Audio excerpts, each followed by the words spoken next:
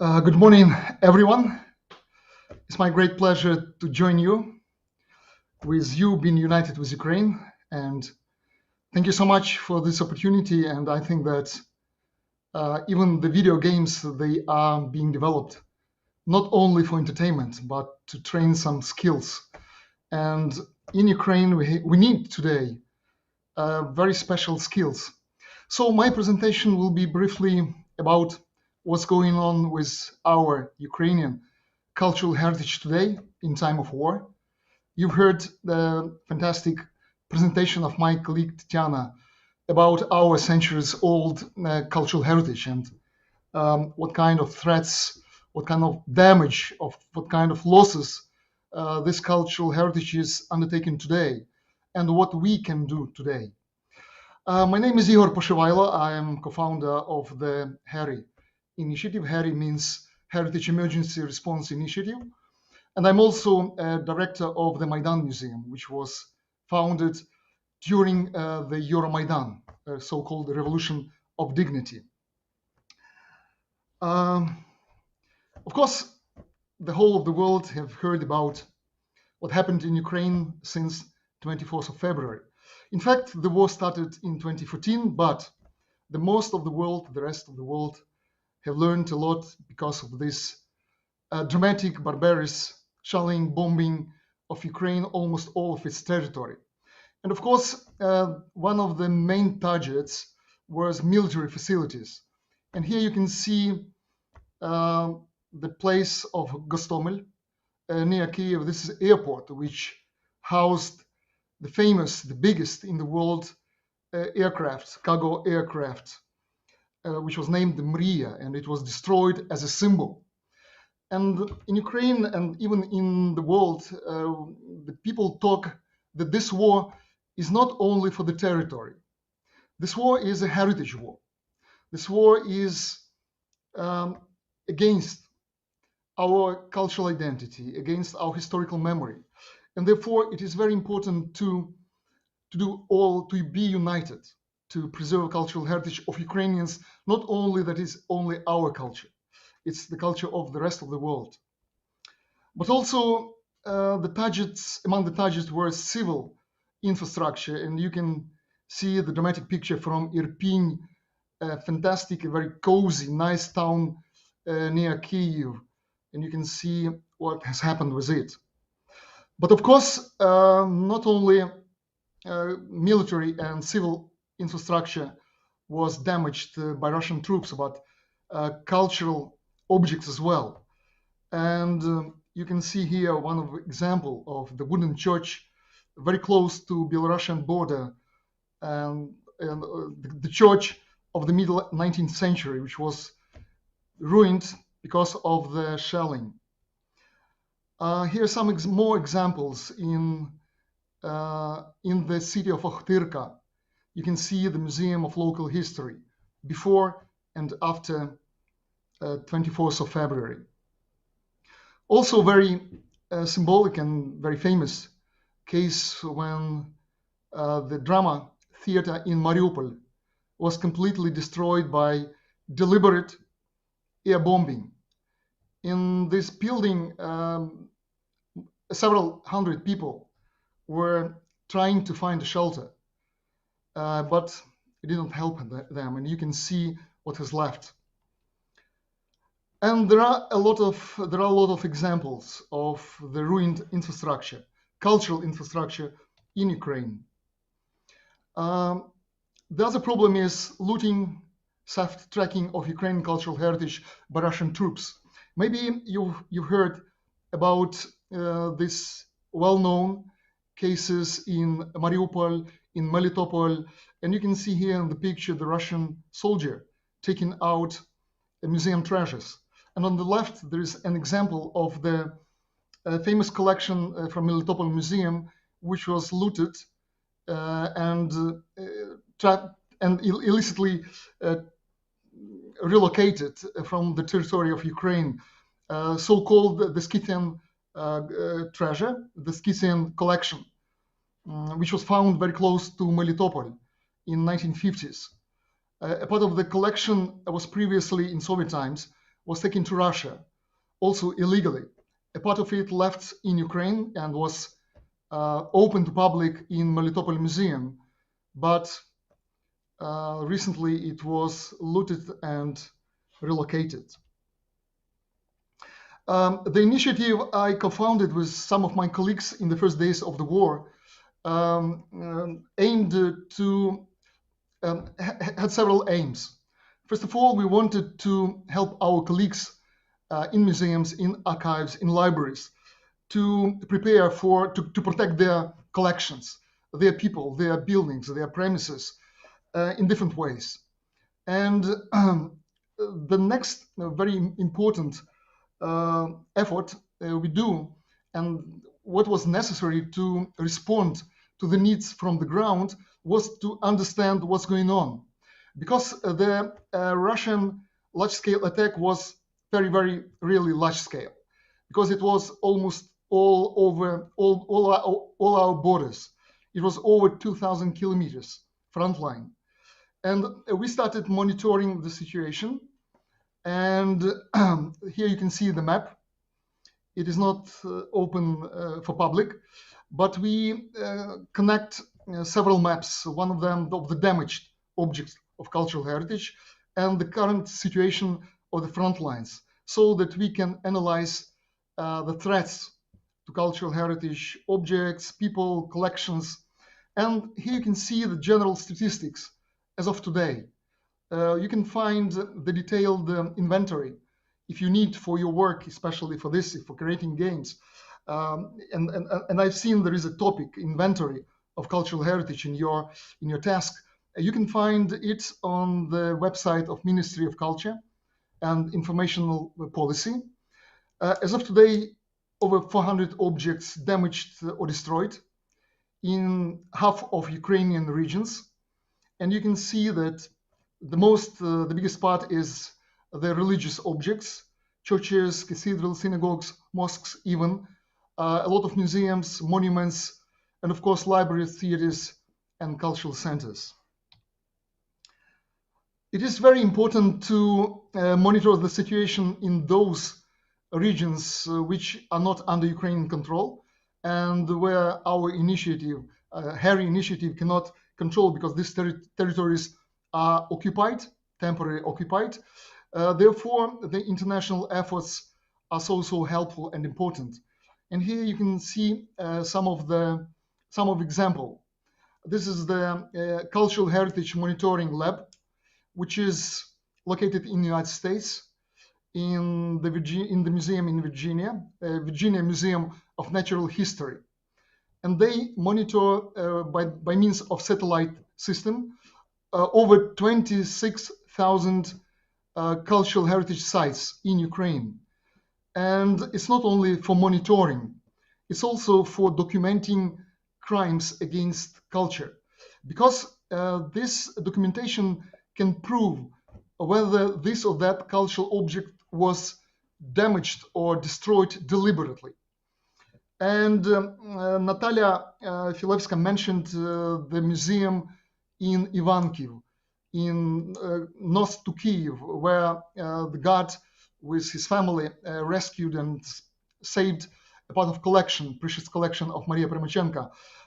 This lab immediately responded to the situation, and they proved by comparing satellite pictures of this object, of this museum in Ivankiv, before 24th of February and after, when the missile damaged the building, and it was proved that it was done deliberately. And also we have a lot of other examples. For example, Museum of Grigory Skovoroda in Kharkiv region. It was also destroyed deliberately as very important symbol to Ukrainian cultural heritage.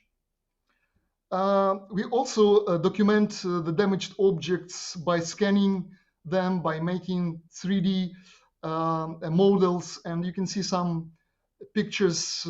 And we also are happy to cooperate with international experts in this photogrammetry field, and you can see some pictures by Emmanuel Durand, a French engineer from Switzerland. And we had a few field trips to damage the region. And you can see here Chernihiv, also a very important city of cultural heritage, and you can see some objects which were destroyed and documented by scanning of the buildings. And so there are a lot of goals and to respond to the situation, because, for example, you create games. It's very important, but as I mentioned before, games do not only entertain but provide us with some skills, and skills need us for quick response in very emergency situation, in our personal life, in the life of our community, in the life of our neighborhood, or in the life of our country. And so our goal, one of the most important goals for our initiative and for Ukraine in general to preserve cultural heritage was to create emergency response system, network, and create capacities and infrastructure to respond effectively. Of course, we needed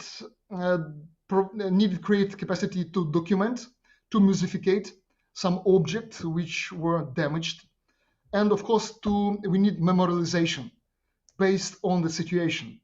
For example, maybe you've heard the story of Irpin. You've seen the picture of Irpin in the very beginning of my presentation.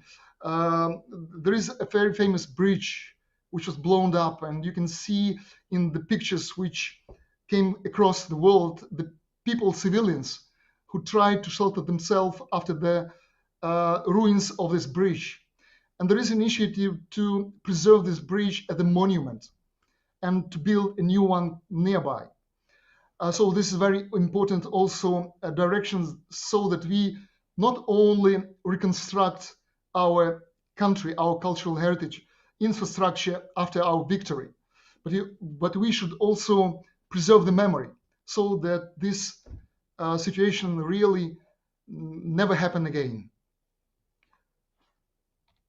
And of course, okay, also you can see some pictures below, and I use this opportunity to thank all the international efforts to stay with Ukraine, to support Ukraine, all the efforts which united to help us to respond to the very tactical tasks and to over strategical things. For example, we, in the first days, in the first weeks of the war, we needed different materials, packaging materials, protection equipment, to provide to the museums who had to evacuate from the regions under threats, from the regions where the front line was closing too.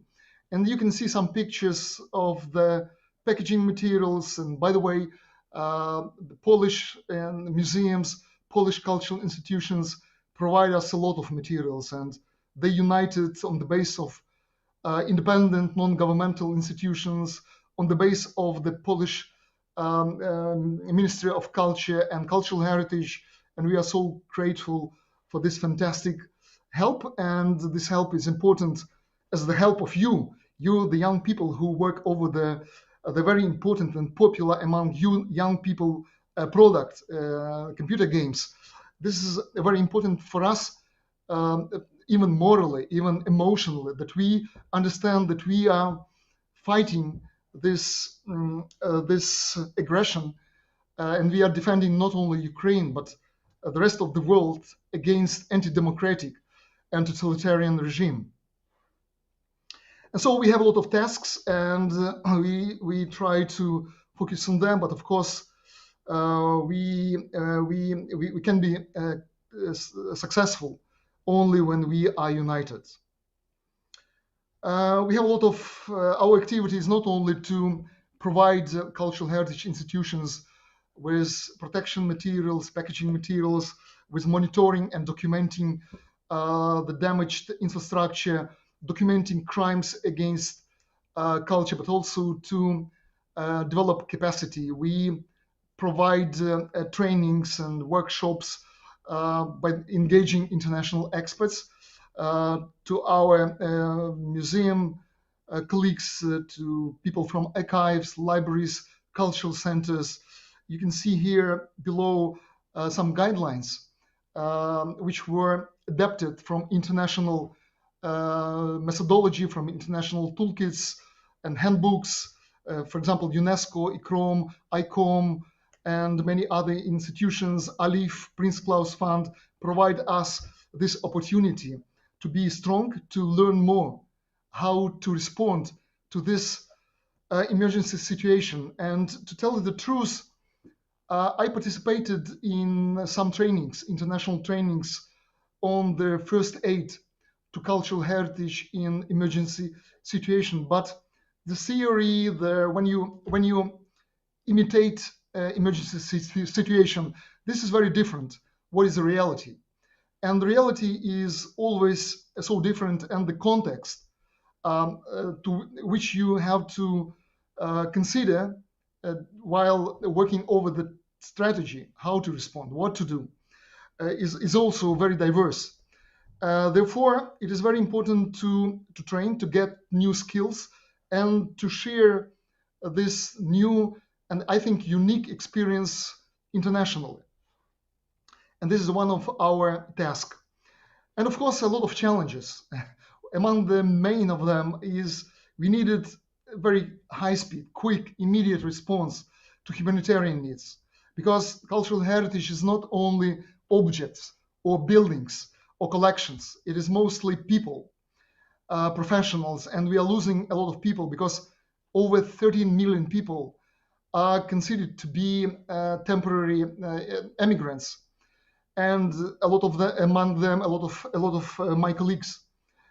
Of course, to protect cultural heritage in times of war was not so easy because the dynamics of the front line was fantastic. It was uh, very high, and the front line changed, and the situation in the affected location changed rapidly. So we have to analyze and respond immediately. Of course, Ukraine was not ready because before we did not prepare, we did not believe that such large-scale war can happen today in the 21st century, in the center of Europe. This barbarous war of the Second World War, the First World War style.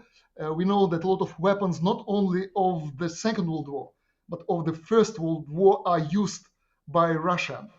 And of course, a lot of challenges we have concerning policies and actions within the country and from abroad. We need much more developed coordination between international organizations and on national level. And of course, we need crisis management leadership. Also, a very interesting moment.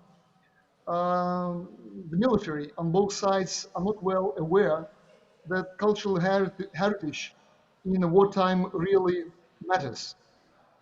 The cultural heritage should be protected, and a lot of efforts, educational efforts, have been already done on international level.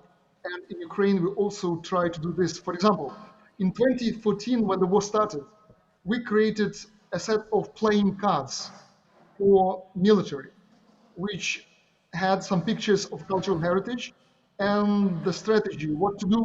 For example, if you dig the trench and you found some archaeological finds, what you should do. Not took with yourself, because it's considered to be looting, it's a crime. But you should contact, for example, cultural heritage as a professional, you should inform your military command, and a lot of instructions like this. If possible, do not take a fire position very close to cultural heritage site.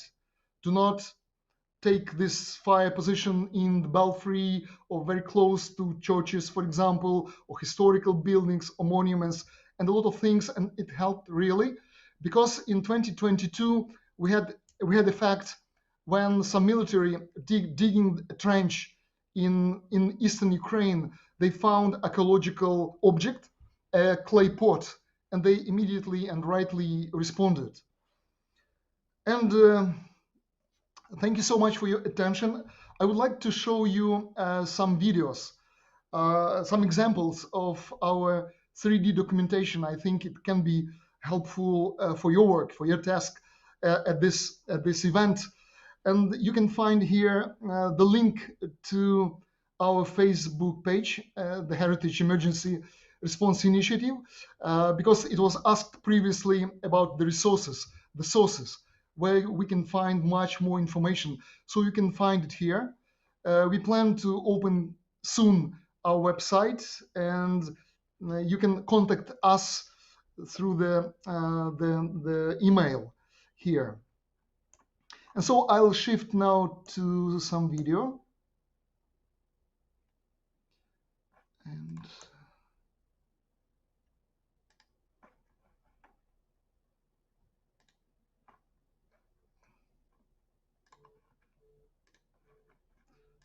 okay, do you see it now? Sorry.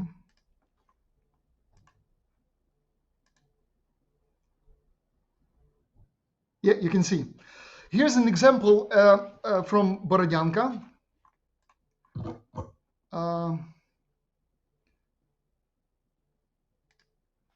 This is the city of Borodyanka. It's not moving, yeah? Okay. This is Borodyanka near Kyiv, and this is the building, the block of flats, which was air bombed, but 3 air bombs come to this place, to this location, and maybe you've seen the famous artifact which was preserved, so-called the ceramic rooster, a symbol of Ukrainian sustainability and bravery. I will show you this object in the next video. And so we scanned by, we documented video, documented this object by drone. And you can see not only this artifact, but also the block of flats, which was damaged in March 2022. So you can see here kindergarten and kindergarten located nearby, and some other, the restaurant. A lot of people were killed there, unfortunately. Here you can see that's a kitchen shelf with ceramic rooster, which survived in this air bombing. And this object was musificated. It is in the collection of the Maidan Museum at the moment. And the prototype of this ceramic vessel was presented by our president to Boris Johnson when he visited this city. So it became a very important symbol of Ukrainian cultural heritage and our fight for our freedom. Do you see this video? Here's another example in Chernihiv. This is the former museum, historical museum, and now library for young people, for youth. It was also damaged by air bombing, and it was scanned and documented by drone. And you can see.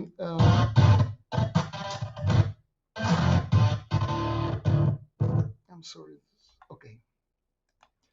Here's another example in Kharkiv. Another example, this is the university, one of the oldest university in Ukraine and in Europe, Karazin University, which was also damaged by missiles and by air bombing. And you can see what is left. And our initiative, due to with the help of Alif and Prince Claus Fund, provided a lot of materials to save the collection of the library of the university, of the natural history collection, and archaeological collection as well. So this documenting is very important because at the moment Ukraine is preparing for innovation and reconstruction, and also a lot of resources will be taken from reparation, from the money from Russian Federation. So for us, it is very important to collect as much information to document. And this is one more example of the village in Chernihiv region. The church of the beginning of the 19th century in the village of Lukashivka, territory which was occupied by Russian troops. And you can see what damage was brought. Inside there was food and ammunition supplies. And this church, which survived the First and the Second World War, unfortunately was damaged. Here's an example from Skоворodynivka. I mentioned this very important to Ukrainians museum of Grigory Skovoroda, famous philosopher, and it was also deliberately destroyed by direct missile attack. And the building itself is a historical building, which is in the National Inventory Register list. Fortunately, the most precious authentic objects were preserved because evacuated before, but the building itself completely destroyed.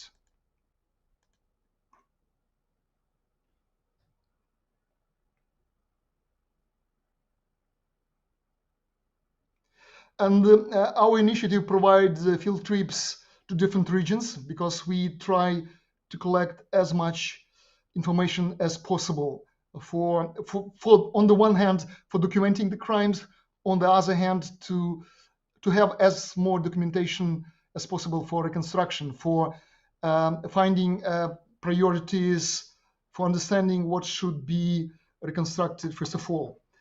And here's the last example from Zhytomyr region. You've seen this photos before. Also the church of the middle of the 19th century, the wooden church, also destroyed in the first weeks of the war, very close to the border with Belarus. A lot of in the icons, old icons inside, also destroyed. Fortunately, there was no fire here, but the building needs reconstruction. Thank you so much for your attention, and I will be happy to answer your question if you have some. Are there any questions? Vlad, please.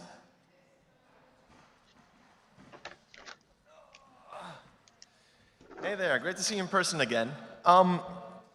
Great presentation, thank you so much.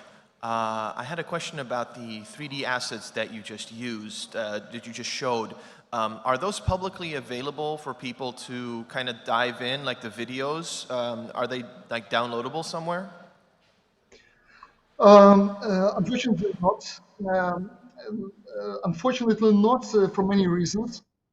First of all, we do not share a lot of information from the point of view of security. On the other hand, some projects, especially from international partners, for example, we had some missions to document our objects from Lithuania, from Switzerland, from France. They have some authorship issues. And so all these materials are being collected at the Ministry of Culture.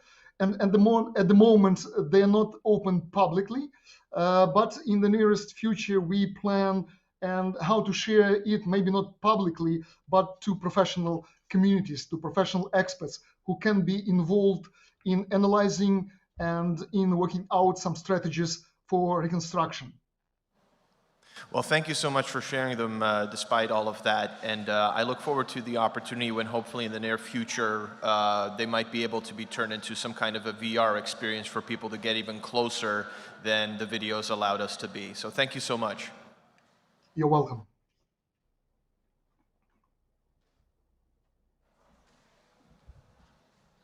Hi, Ihor. Thank you so much for being here and for presenting You showed lots of images of horrible destruction, but also images of people on the ground in Ukraine who are doing heroes' work to try and protect heritage. And I wonder if you can take a moment to speak more about the great resilience and efforts that Ukrainians and others are doing on the ground every day to help protect heritage, if there's one or two stories that come to mind that you'd want to share.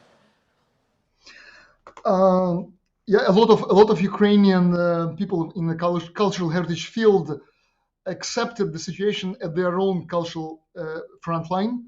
And so a lot of them try to find strategies and to coordinate to protect people. For example, you've heard the story in Ivankiv. There is also the story of Skоворodynivka, for example, that museum destroyed in Kharkiv region. Son of the museum director stayed at the night guarding the museum itself, and he was injured during this missile attack. But he responded immediately because it was at night, and he managed to respond according to instructions, and so the damage to some objects was not so dramatic. Also, I know a lot of my colleagues, for example, in Chernihiv. In Chernihiv, they stayed all days and nights in their museum buildings. For example, Chernihiv Art Museum, Chernihiv Historical Museum. Even when the front line was very close and the cities were shelling every hour, or in Kharkiv, for example, a lot of museum leadership stayed inside the museum buildings, not only themselves, but with their families. For example, in Chernihiv Art Museum, the museum curator, Marina, she stayed with her 14 or 12-year-old son, and she tried to respond immediately when emergency happened. So a lot of stories like this, a lot of people even invested and donated everything they had, their own money, to evacuate their collections. For example, in Luhansk region, which was not occupied in first weeks, the museum director, which relocated in one time from Luhansk, she evacuated with her own son, and she took from her house not her own belongings, but some objects from the museum collection to preserve them. And a lot of stories like this, and maybe last story, to provide some supplies to some museums, especially to endangered cities like Chernihiv. We cooperated with one volunteer, young volunteer lady, like girl, and our Harry initiative provided her with some materials, and she took generators and some important protection equipment to Chernihiv, especially in the period when it was shelled by Russians. And unfortunately, she died. She was killed by one of the shelling. So the volunteer transportation was destroyed completely near Chernihiv. So even in providing humanitarian aid, cultural heritage actions, a lot of volunteers, unfortunately, under threat, and some of them die. Gosh, that is really, really sad. Of course, so much of games is storytelling. And so thank you for telling and sharing a couple of those stories. They're very powerful. Thanks again. Thank you so much.